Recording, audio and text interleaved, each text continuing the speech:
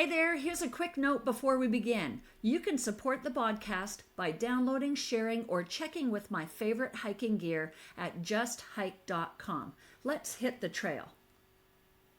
Hey everybody, welcome to the podcast. My name is Melanie. My company name is Just Hyke, where we motivate and encourage women to be the best that they can be, especially on the hiking trails, because I love to hike and I love to get out there and be outdoors and with nature. Today, my guest is Kelly Howard. Hi, Kelly. Glad you're here. Hey, Kelly is a women's fitness consistency expert with a touch of adventure. She gets ready for fitness and fun and freedom. She helps business women, entrepreneurs, and executives create vibrant, healthy, and adventurous lives through fitness consistency, wellness, and a touch of fun. She also leads corporate adventure retreats, which I really want to learn more about. She helps unlock collaboration, growth, and resilience by stepping outside their comfort zones. Literally, yes, getting out on right. those nature trails and get people out of their comfort zones for sure. Kelly, tell me a little bit about yourself. Well, I've always been active. That's just been me. But I really didn't get into true outdoor activities until maybe, well, it's probably been 25 years ago now, but I used to sail. I raced sailboats and I did long distance skating races and things like that. But that was what I did. And then one day I ended up buying a company that was an outdoor activities company and realized that I needed to learn how to do all these things. Right. So like I was always just learning, like right before I'd take people out on a trail or on a bike ride or whatever. And it was so good for me because it gave me all this fun and adventure that I hadn't had. I mean, I loved skate racing. I loved it. And I love sailboat racing. But just to be able to kind of dial it back a little bit and get out on the trails, I just found a whole new love. That's so awesome. And so you're located where? You're in the Houston area Houston, Texas. You're in Houston, Texas. That's what I thought. So why do you think strength training is so important for hikers, especially for women over the age of 40? What do you think about that? A couple of things. One of them is that as we add years on our body, our muscles naturally decline. And when we're hikers and we love that hike, that long hike, it is so good for everything except for our muscles, because we slowly start taking the muscle away as we do this long cardio. So to counterbalance that and to keep us upright and doing everything we need to be doing, that's where the strength training comes in. The other side of strength training, I think that people don't usually talk about, is it does help us with the balance and knowledge of where our body is in space. So when you're on a trail and you hit a stump or you trip over something or whatever else, I think it really gives us the ability to recover quicker. Nice. I want to jump back a minute and talk a little bit more about what was the long distance skating? That's sticking in my head right now. I didn't know about that about you. Tell me more about the long distance skating. What is that? Okay, so this goes back a long time ago. This goes back basically before the internet. Oh, really? I'm in my 30s, and I just had this terrible breakup, and I was just looking for something to do. I was a skater. I would go down to Galveston and skate on the seawall by myself all the time. Oh, like rollerblade skating. Rollerblades, right? Okay, gotcha. So I had the rollerblades and I was out there doing it by myself. And one day I'm at this place and this guy has this road rash all down his arm. And I'm thinking, you only get that a couple ways. One of them is skating. I said, so how'd you do that? And he's like, oh, I fell. I was like, so were you skating? And he said, yeah. I said, do you know anybody who skates? He's like, yeah, there's a group of us. We skate at night in Houston. I'm like, seriously? So I show up and we were like hooligans, without a doubt, like running the streets at night, all night long. But from that, I met some people who actually raced, and I'm good at distance. Like that's kind of my jam. It always has been. So you have that endurance gene in you. Yeah, I just have that endurance. And about 3 or 4 of us started training for what's called A to A, which is the Athens to Atlanta skate race, which is about 86 miles. And Wow. that's the first time I ever did long distance racing. And I did really well. I had everything going for me. I was in good shape, and I live in Houston, which, the weather makes Atlanta look like the garden spot, right? And there were people coming from all over the world who show up and they're like, oh my gosh, I just landed in purgatory or maybe hell because it's so hot and so sweaty. And for me, it was like another day in the park. And then it got me going. And that became something I did for a while and really enjoyed it. The other thing you said that you did a lot of sailing. Yeah. The sailing, it was another one of those just like chance encounters. I was dropping off somebody that I dated down south of Texas to do a race. And so I'm walking back down the dock, and this guy says, where are you going? And I said, well, I'm driving back to Houston. He said, we need crew. I said, I don't sail. He said, I don't care. You can be rail beef, right? Where you move from one side of the boat to the other. And so I sailed back with them, and it was, I don't know, it was probably 2 nights or something like that. I like literally got on this boat, didn't even have a toothbrush. I was like, why not, right? Why not give it a go? It was so cool. And that just started. I literally found a boat, a big boat that wanted me as a crew. And I just raced for years on this, what's called an IRR, International Offshore Racing Boat. And it was just, I got to go everywhere, and we'd race across the Gulf, we'd race down to Mexico, and it was just fun. Wow, that's so cool. I love your adventurous spirit. That's just so incredible. All right. So you have a lot of experience, especially long distance stuff, right? What do you think would be some foundational exercises that you would recommend for trail readiness? For someone, let's say if they're absolutely new to hiking, they're going on a corporate retreat, they have no idea what to expect. What would you say to them if they reached out to you? Actually, I put together a training program for people like this Do you? because it's Okay. such a big deal. So you have to decide first where you're starting from. Like, are you a brand new beginner? Do you have some base to you, or do you have some experience going? Because that's going to determine where you start and where you go. All of it, I think, includes doing short, not long. You don't have to do long hikes, like short hikes, maybe once or twice a week, and maybe one longer hike on the weekend. And short to long, I really don't do distance.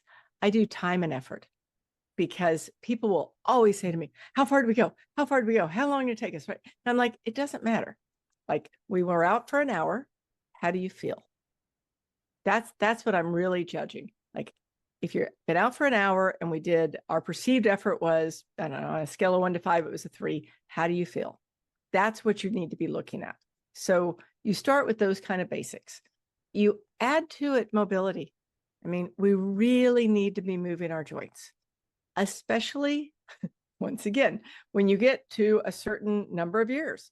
Your joints aren't going to be as happy as they were when you were 20 years old and you could just jump on a sailboat and take off and, nothing hurt, right? So from that, you have to start doing a little bit of mobility. I'm not a big fan of just static stretching and just moving the joints in nice fluid motion. For everybody listening, I can tell you there is a reason to do this. You will go further better.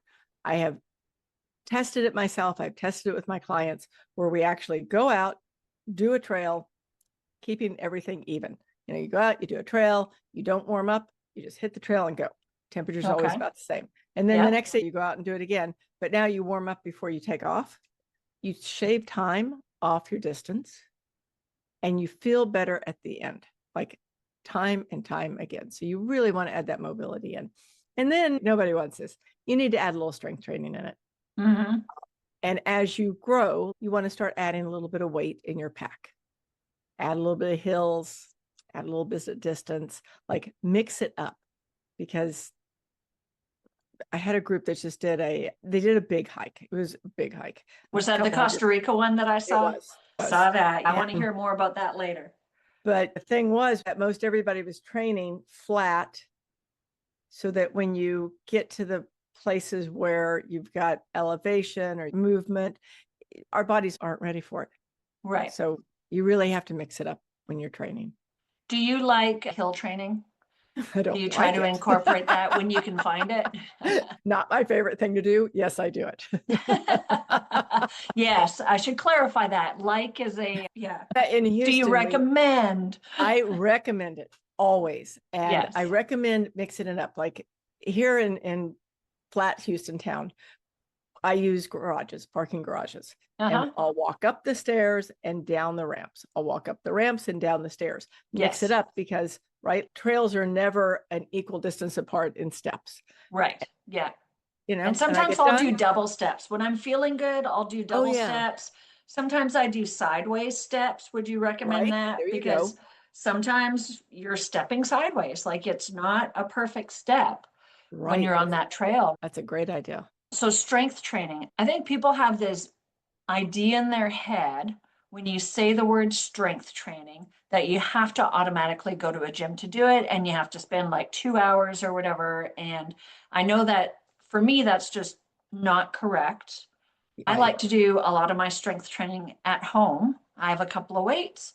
I have a set of really heavy weights that I do farmer's carries with.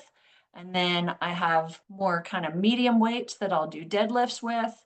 And then I have some lighter weights and I use bands. I really like using resistant bands. But I can do all this at my house. Oh, You yeah. know, I can spend like maybe 10 minutes a day working on a few different moves, and I feel like I'm doing pretty good. What do you recommend to people? I think you just hit it, right? Like a lot of the people that I talk to, they don't want to go to the gym anymore. Yeah, And I haven't had a gym membership since 2019. I right. guess our gym closed down right then, Yep, maybe 2020. And so I bought everything that I needed, threw it in one of my rooms, and wow, that saves me 40 minutes a day of driving. absolutely. That's my workout, right? Right, So, and you don't have to just go crazy pants. And you do want to do a full body. right. Sometimes people will say to me, well, I work out on my legs. I'm like, good, but you need But your core, what about right? your You need your shoulders? shoulders. I mean, Yeah, you need all of it. yeah, And, you just do. And all of us do. And I think it has probably something to do with, the resistance to the gym initially, because gyms can be super intimidating. for sure they And can. Yeah, you don't know what to do. You get there, you're like, I have no idea. And then you just leave. right. So there's a book out there called Habit Nest. Okay. Habit Nest home barbells or Oh, home nice. dumbbells, right? Super good book. And I love their stuff. Just get one, follow the pictures, follow the app on the phone, whatever, and just learn to lift a little bit of weight. Doesn't have to be much, I but it will agree with change that. everything. I'm a personal trainer and I do in-home personal training for my clients. And, I can come in and set up like a short program or just spend a little bit of time with someone, teach them a few moves just to help get them started. Because if you don't know what you're doing at the gym, for sure you don't know what to do when you're Right, at home either. And so then right, people end up doing nothing. Now, I still have a gym membership and I do it just strictly for the entertainment value. I find it motivating going to the gym and especially going to classes. And then I'll also do the stair stepper at the gym. So there's a few things that I can do at the gym that I can't do on a regular basis. But with that said, the majority of my time for my fitness is either spent on the trails or at home, like 10 or 15 minutes a day, and I'm good. I do upper body, I do lower body, I do my back, I do my core, I do my legs. I mix everything up and I get a pretty well-rounded workout in. So if anybody needs help with that, and I love yeah, that definitely, habit nest. I'll have to look that up. Yeah. yeah. I think that sounds like a good resource for people. It's a good resource, but if they've got you, that's even better. Well, a little bit of everything helps, right? So how do you help women rebuild confidence in their bodies? So let's say you have someone who wants to start hiking or they want to go on an adventure, but they're a little shy about, you know, oh, I don't know if I can do that. What would you say to them? So the number one thing I hear from, and I'm just going to say it from women, it's what encouraged me and actually made me start what I do now, is that people say, I don't want to hold people back. I just don't Yeah, want to hold people back. And if I can do all the mindset work, because really, like what I do is probably 80% mindset, for sure. really. Like Yeah. even going on an adventure trip, Yes. it's really all It's about, getting your head in the game. If I can get people to not worry about holding people back and to just try little things, like small steps, then just every time, like all of us know, like when you do something, you just do a small step, but you do it, you just feel that much better, right? And so the next day you just do a little teeny bit more. And a lot of times people will be, not only are they worried about holding people back, they think that the small steps aren't going to get them where they need to go.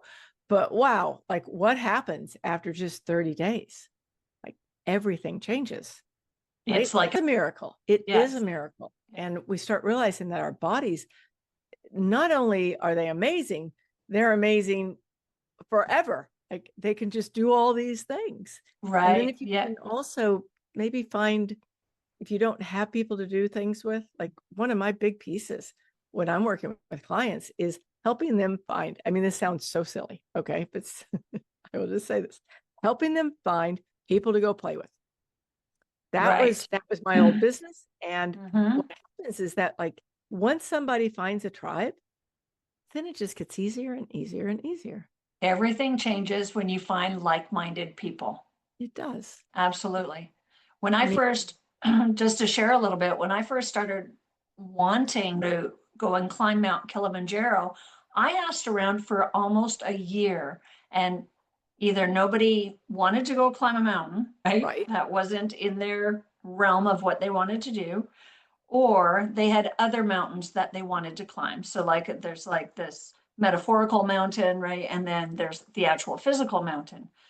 But now, since I've gone to Kilimanjaro and I've come back and connected with other people in the in the local hiking community, now I have hundreds of people who I know are willing to go for a hike. Right. And it's just, I think it's a matter of, you know, getting those connections and slowly starting to build that network of people.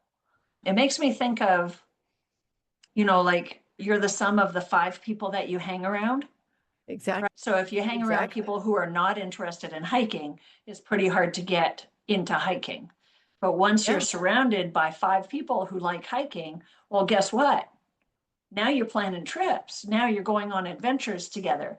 Now you're doing short little hikes off in, just someplace close, right? Yeah. No, it's Yeah. true. Yeah. And you get a little bit challenged too, not like bad challenge, good challenge. I had a retreat this last weekend. We were in the Texas Hill Country. Uh-huh. And part of the deal with the retreat was that, there's, do you know Enchanted Rock? I mean, it's Yes. okay. Mhm. So Enchanted Rock, I mean, it's not this huge thing, but it's a big thing. It's Like a it's a big deal big for thing. some people. It's a big deal. Yeah. And some of the people didn't want to do it. And I was like, okay, we won't do it. But, some people are going to go do it. But then when we got there that day that some people are going to go do it, then everyone in a little bit of peer pressure kicked in.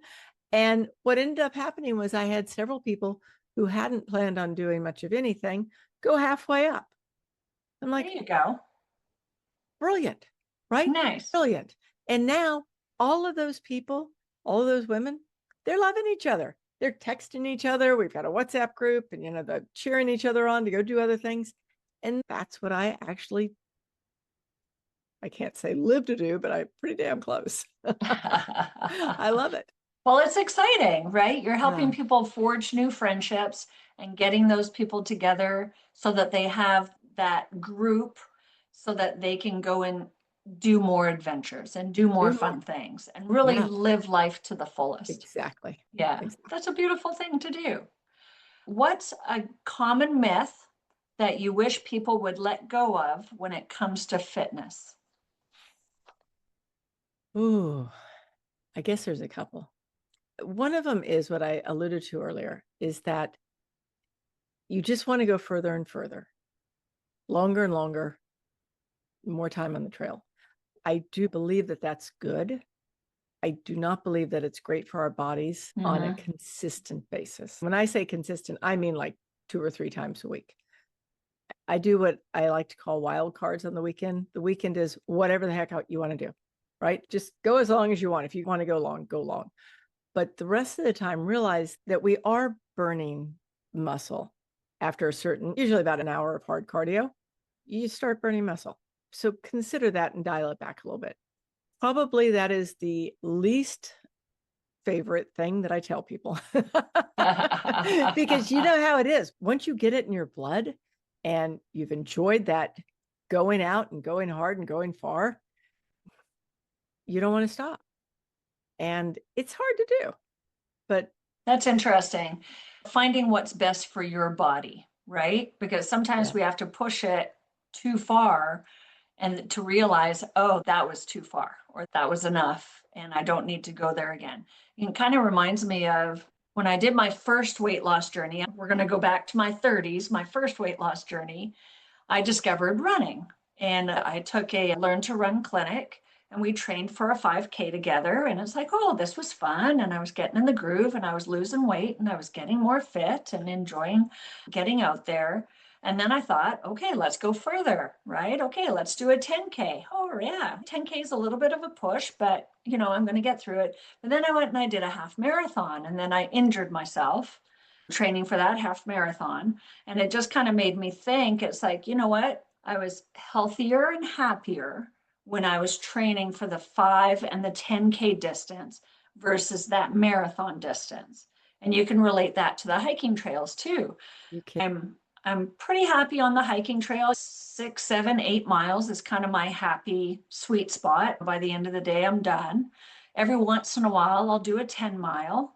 But some people talk about 16 and 20 mile days, and it's like, yeah, I can do it, but it's not really my happy spot. At what price, right? You can do And it. at what price? I think that sometimes hard driving women, successful women, attract other women like them. So we don't stop at the 5K or 10K because we're always needing to push harder. This is a lesson for me too. Like, trust me, like I am the queen of, well, if I can do that, what else can I do? And I've slowly learned to just do exactly what you just said. Know your happy place, do it. Occasionally do something else if you want, but we don't have to always be killing ourselves. I agree. Find your happy place, and that's a good spot to be. It Yeah, is. absolutely. I love that. I want to talk to you a little bit about some of your retreats that you've done. I know I saw recently you had a group go to Costa Rica and they did like the El Camino in Costa Rica, like end to end or side to side. Tell me about that one first. So, yes. And I was not on that trip. I actually, in December, I was in Costa Rica and I fell Oh and no. injured my back. I'll just put it that way, and was out, Okay. out, like using a walker for a couple of months out. Okay. Okay. So I do that. So immediately I'm like, well, I'm not walking across the country. I know. So luckily, somebody that helps me with some of my retreats offered to lead the group. So they started in the Caribbean and hiked across, somebody in the middle, right? There's a mountain range that runs down the Yeah. middle of Costa Rica, and then came back down and ended at the Pacific. So it was about 12 days. Wow. They did it faster than most, about 16. Now, when I say most people, very few people have actually done this. This Okay. is a brand new thing. The Camino de Costa Rica maybe opened 2 years ago, maybe 3, but they've only had a few groups through. It's a new thing. Now, at some point, it's going to become the thing, kind of like, in Spain. But they had to do it fast because everybody worked. So they did it in 12 days. They had all kinds of accommodations. They had a guide that went with them the whole way, carried all their gear. Not they drove it. They drove the gear from, space to place. So they didn't Oh have to wow. carry their So own it gear. was like a day pack that they had to So they carry? just used a day pack, and Okay. then it was not backpacking. So somebody carried their gear to the next place. Some nights they slept in tents, some nights they slept in like small casitas on people's property. Part of the reason for the Camino is to increase revenue and kind of like really tourism within the central area that doesn't get any of that. Oh, gotcha. Okay. Right? So these people are maybe doing coffee or maybe making some jelly and selling it on the side of the road. I mean, they're very rural. And so now this is something that helps build the economy in That that sounds area. fascinating. It is fascinating. And they Yeah. met the people got to meet them. It's a really good thing because, I mean, have you been to Costa Rica? I have not. Oh, so it is, well, obviously, for people who know me, it's one of my favorite places in the world because I end up going back nonstop. Nice. People are so kind. Like, it's an amazing group of people who live there. So they're meeting us, we're meeting them, and that's the Camino. Very So, cool. I yeah, love that so much. How many, was it all women who went it was on all the women. trip? There were only 4. We were going to be 6, and then one person had an illness in her family, and then there was me who wasn't walking, so there were only 4. All right, Yeah. let's get back to that injury. So tell me what happened and where were you at, and were you Oh, able to get attention like right away, or were so you in a remote area? no, I mean, I was not in a remote area, and I'm so glad to be talking to your crew because it did not occur to me until just a second when you said that.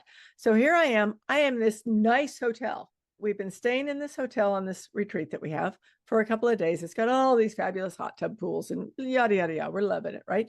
We're getting ready to leave, and I'm walking quickly across the very serious tile floor in the restaurant, heading toward the bathroom, and one of my laces on one shoe or on one hiking boot caught the quick tie on Oh, the. I got like flatlined.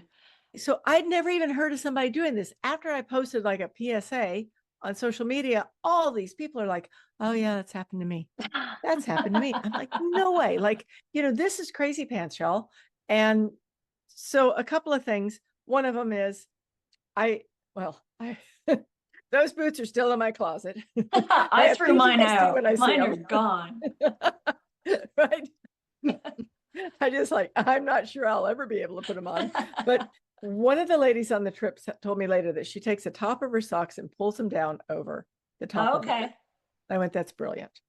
But then you're going to get rocks in your Yeah, beats, getting flatlined. right? Beats that. It's like, it's like you're one of those poor little cows that gets roped.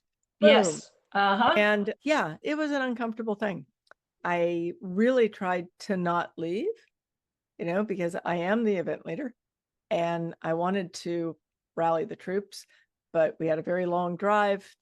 By the next day, I was incapable of walking. And in fact, if I tried to, my leg would just give out and I just fall. Oh, wow. And so at that point, luckily, I happened to use a company down there that is just like the best people in the world. They drove me 3.5, 4 hours to the airport. And then people in Costa Rica, they were just so kind. They were so kind.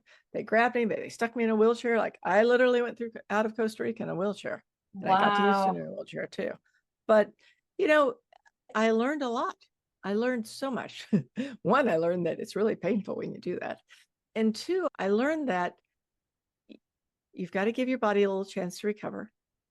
Because Absolutely. when the doctor said, well, probably 2 years.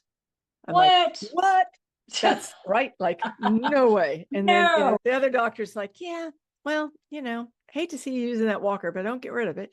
And I'm just thinking, wait a second. It's like, do you guys know who you're talking to? When someone's injured, their brain is so used to enjoying the endorphins that come from exercise, that come from movement, that you have a certain amount of time. It's usually about 4 to 6 weeks before you just end up into the sobbing puddle of sadness. Like, I've had people call me sobbing, and then I was doing, I'm like, I can't move, right? But it's your brain. Your brain has gone into withdrawal. Right. Yeah. From all the goodness that your hiking and your movement gives you. And it's a mind game as much as it is a physical game. So are you back on the trail now? How are you? I am. Yeah. I'm actually really, really good. If you're enjoying this episode of Just Hike, here's how you can help support the show. First, be sure to follow, download, and share this episode. It helps more adventurers like you and me discover the podcast and helps keep this journey going strong. And if you're gearing up for your next hike or just curious about my favorite outdoor gear, be sure to check out my Amazon affiliate page. I've listed all the items I actually use, from hiking shoes to trail snacks. You'll find them at justhyke.com. Every purchase through the link helps support the podcast at no extra cost to you. Thanks again for being here with me on the trail. Let's go back to our show. I've been doing PT for 4 months, and I hiked this weekend, and I frequently carry my poles even when I wouldn't normally use them, because occasionally the leg goes offline. Wow. And boom, that's no fun. But I have learned you get that subtle click and you're like, wait, stop, get it back together. So just kind of I would reset. say, yeah. I mean, I'm pretty much there. I still can't paddle, but other than that, I mean, I'm back to hiking without any problems. Paddle meaning like kayaking? Gotcha. Yeah. Where do you like to kayak? Locally. My favorite thing to do is whitewater kayak. Oh, really? So it's kind of hard to do in Texas. Yes. So I usually travel to the Carolinas and Tennessee. Oh, okay. We recently we're just starting, I mean, my husband and I, we're just starting to discover kayaking here in Texas. We've done a few trips out to just Lake Conroe, so very flat, easy water. It's a lake.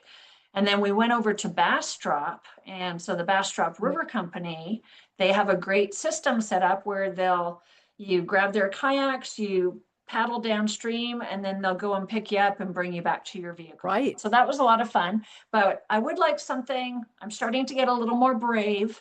And so maybe something with a little bit of rapids, but a little bit of movement. Don't get too crazy on me. Not yet. Baby steps. San Marcos. Okay. It's a beautiful river. Oh, nice. I mean, there's a few tubers this time of year. Yes. Like a lot. A few is a lot. Yeah. But other than that, it's a beautiful river and it moves.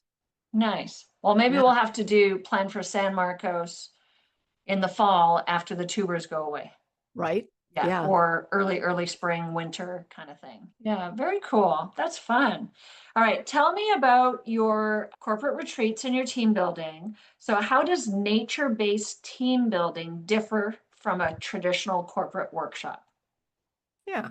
That's so easy for me to answer because I was leading a corporate retreat in a corporate world last Wednesday. And then Wednesday night, I was in my hill country retreat. So nice. The difference is, I think a couple of things. I think one thing about being out in nature, people become a whole lot more simpatico. Like nature brings out the best in everyone. And I love that piece of it. And it also allows us to, like, I'm sure you've heard of doctors overseas writing scripts for being outside and things like that. It opens our brains up. It opens our bodies up to more, right? Like being outside just makes us feel better and be better than being in a room, right? Like a conference room. Conference rooms are great. People love them. You do lots of fun stuff. But when you're outside, you can do more fun stuff and more interesting things. There's definitely a whole lot more interesting things that I can do on an adventure retreat than a corporate retreat. Strategic retreats can be a lot of fun, without a doubt, but you get outside and you get challenged more. Very fun. That sounds so cool. Give me one example of something that you would do with a group at an adventure or nature retreat. Sure. If it's team building. Okay. A couple of ideas. One of them is you put two people together, and it's the person who's in charge normally and the employee. So you've got two different levels. Usually this person who's in charge tells this person what to do. So you switch it. Now the employee's in charge and they have to complete something together. But the person who is the employee is telling the other person what to do. So it's good because it switches everybody's role. And it also allows people to see how difficult it can be to explain things and how difficult it can be to just be told what to do. Right. And then, another one that's always fun is to get a group together and instead of letting them use their phone, they have a compass, they have a map, and you put that group together, that team, and they're placed against other teams, kind of like you would have what did they used to do? I can't think what they were called, like a navigation course where you'd have Orienteering. Orienteering. Thank you. Yeah. So kind of like an orienteering, but not that extreme. Sure. And you just pit them against each other and say, good luck. See you at the finish line. Right? If not, we'll send somebody out after you. That's right. What advice would you give someone who wants to pitch a retreat to their boss? I think I would go back to what I just said. When you get people outside of the comfort zone of a office or a conference room or whatever, you get people outside their comfort zone a little bit and put them in a different location. Two things happen. One, when people are slightly less comfortable than they would normally be, they're usually more open to new things, like more open to learning something because they're in a situation where they need to be. The second one is it just creates camaraderie, like especially if you have an office where it's not super compatible and maybe there's some strife or anything like that. You put people outside, you give them fun things to do, and all of a sudden, everybody works together. It's the great puller together, since that's such a technical term, the great puller together of people when they get to play together. I think retreats and team building is such an important part of the corporate culture, just because, you know, everybody has their role. They could be stuck in their little cubicles and they have their 2 or 3 people that they need to talk to each day, but then the rest of the team is there, but there's no communication happening quite often, right? And then a retreat would help build new relationships so that you can have better collaboration. I mean, when you build those bridges, actually, the one thing I usually tell people is that when they do build that collaboration, those bridges, they start saving money. See, that's the buy-in, right? You're going to save money. Yes. Yeah, absolutely. Just like starting a wellness program. If you start a wellness program at your corporation, you're going to save money because people aren't going to be calling in sick as often. That's right. And they're just more motivated. They have more energy. More energy. Everything gets better. Absolutely. I agree. What is your mantra or phase that you come back to when things get tough on or off the trail? Do you have a saying that you say to yourself or anything? I mean, it's usually more when I'm like on a mountain biking trail or a kayaking adventure, but it works with hiking too, backpacking, same thing. It's always trust your gear. Aha, yes. Trust your gear. And if you just trust your gear and breathe, you can usually have fun doing anything. Nice. I like that. That reminds me of, there's a quote, I forget who said it. Basically, it is, there's no bad weather, just bad gear choices. That's right. That is honest to goodness.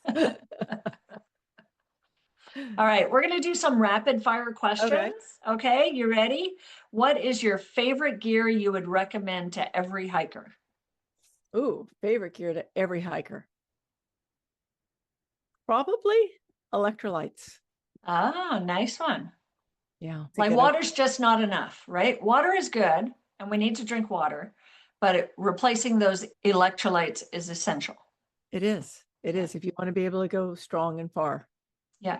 How do you recommend people to take those electrolytes? Like, do you say just sip on it all day, or do you have like a special bottle that has your electrolytes in it and you'll drink it at some point during the day? I suggest a couple of things. One of them is depends on temperature and humidity, right? Like, you know, the hotter it is, the higher the humidity, the more you're going to sweat. And so the more you need to replace. But typically, I suggest people use a bottle. Never put it in their bladder, because if you put it in your bladder, you're going to have like some sort of scientific growth happening in your bladder at some point. And so have a bottle, and it's usually 2 things of water to 1 thing of electrolyte. Okay.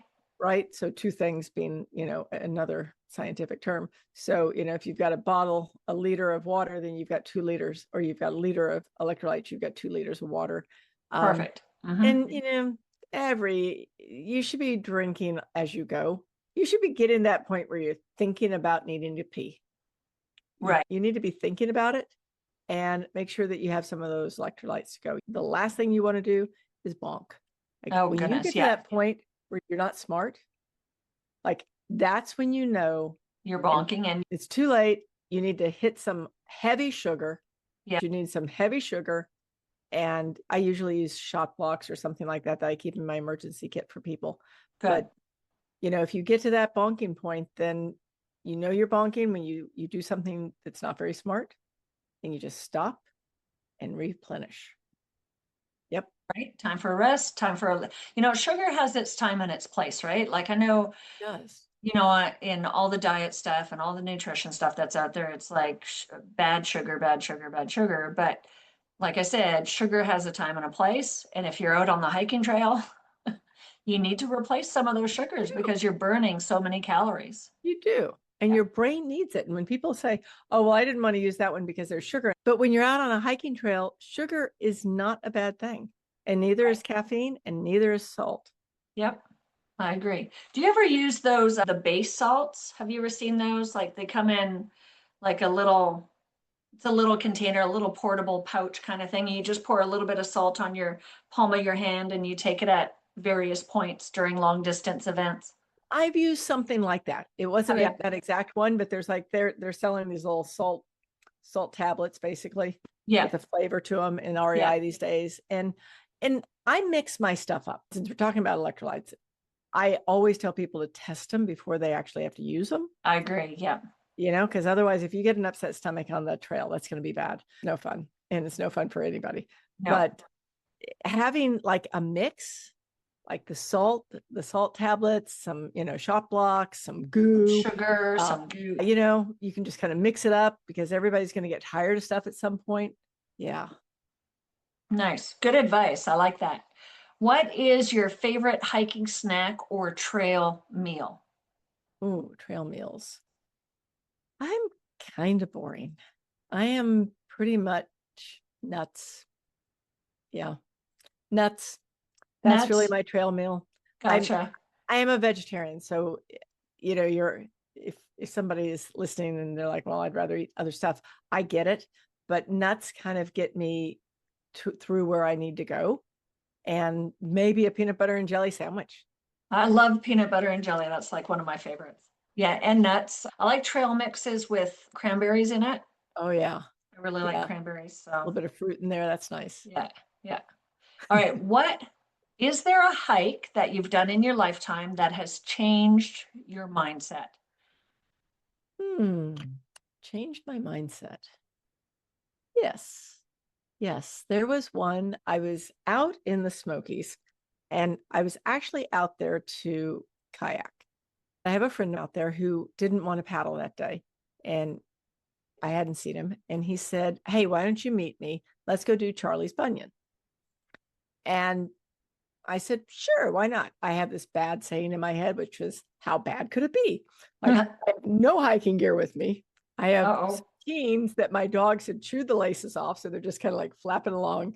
I have nothing. I show up and I look like a hobo. Like I could see it in his face. He's like, whoa, I'm taking you on Charlie's Bunyan. It's not a big hike, but it's not a far, it's not a bad hike either. It's like 8 miles out and back, a little bit of elevation. Yeah. So I do it and we have fun. We have a lot of fun. We get finished. And I said to him, I went, I could have been better prepared for that one. And he said, I could have too. I was like, yeah.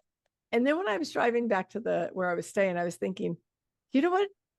There would be a time in my life when I wouldn't have done that because I didn't have proper footwear. Now, guys, you need proper footwear, but we can do anything a little bit. I was just dragging a bottle of water along. I had no day pack or anything. I was like one of those people out there, just kind of like a deer in the headlights. But it was so much fun. And I enjoyed it so much. And it was so good to connect with a friend that I hadn't seen in a long time. And it changed my mindset about always having to be like that uber professional person who shows up at the hike and has everything for everybody and is just ready for everything. I was like, try something different. And it was worth it. That's awesome. I love that. Sometimes we can just wing it. Yes. And I think maybe the friend that you had with you was prepared.